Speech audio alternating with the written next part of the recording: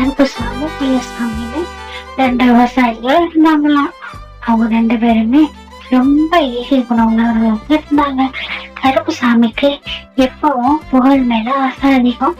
எப்பயும் யாராவது தன்னை பத்தி பேசிக்கிட்டே இருக்கணும்னு நினைச்சா. அதனால அளவுக்கு அதிகமா தர்ம செஞ்சு கொடுத்து அவங்க தன்னை பத்தி புகழ்ந்து பேசுறத கேட்டு சந்தோஷப்பட்டான். ஆனா வெள்ளசாமி புத்தி பொறுமையோட இருந்தான். அவனும் தான தர்மம் செஞ்சாலும் யாருக்கும் உதவணும் தெரிஞ்சிருந்தான். தொடர்ந்து புகழுக்காக தானம் பண்ண தன்னோட நண்பனை திருப்பினவும் நினைச்சான். அதுக்காக அவன் திட்டம் போட்டான். ஒரு நாள் கருப்புசாமி தானம் கொடுத்துட்டு இருக்கிற இடத்துக்கு வந்து, உன்னோட நிலத்தை உங்க அப்பா எப்பவும் எங்க அப்பா கிட்ட வித்துட்டாரு, அதுக்கான சாட்சி இந்த பையில இருக்குன்னு சொன்னான்.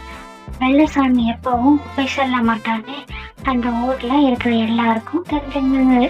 அதனால கருப்புசாமி கிட்ட இருந்து நீ எதுவும் வாங்க முடியாது, அவனும் இனி நம்மளை போலதான் சொல்லிட்டு திரும்பி கூட பார்க்காம எல்லாரும் போக ஆரம்பிச்சாங்க.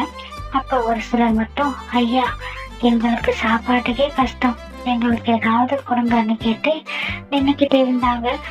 இத்தனை நாள் தன்னோட ஈன குணத்தை பார்த்து தன்னை பாராட்டின எல்லாரும் எப்ப அவங்க வேலையை பார்த்துட்டு போனதை பார்த்து வருத்தப்பட்டான் கருப்புசாமி.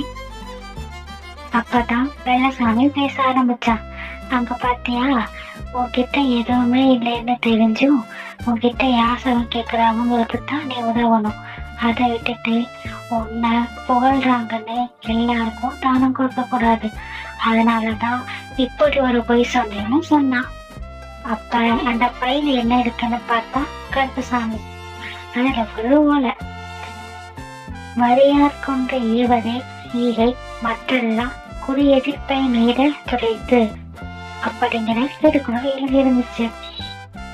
அப்பதான் ஏதும் இல்லாதவருக்கு கொடுப்பதை ஈகை, இதையெல்லாம் கொடுத்ததை திரும்ப பெறும் நோக்க முடியாது அப்படிங்கிற அர்த்தமும் அவனுக்கு புரிஞ்சிச்சு. அவ்வளவுதான் குட்டீஸ், உங்களுக்காக தர்மம் பண்ண 2 விவசாயிகளோட கதையை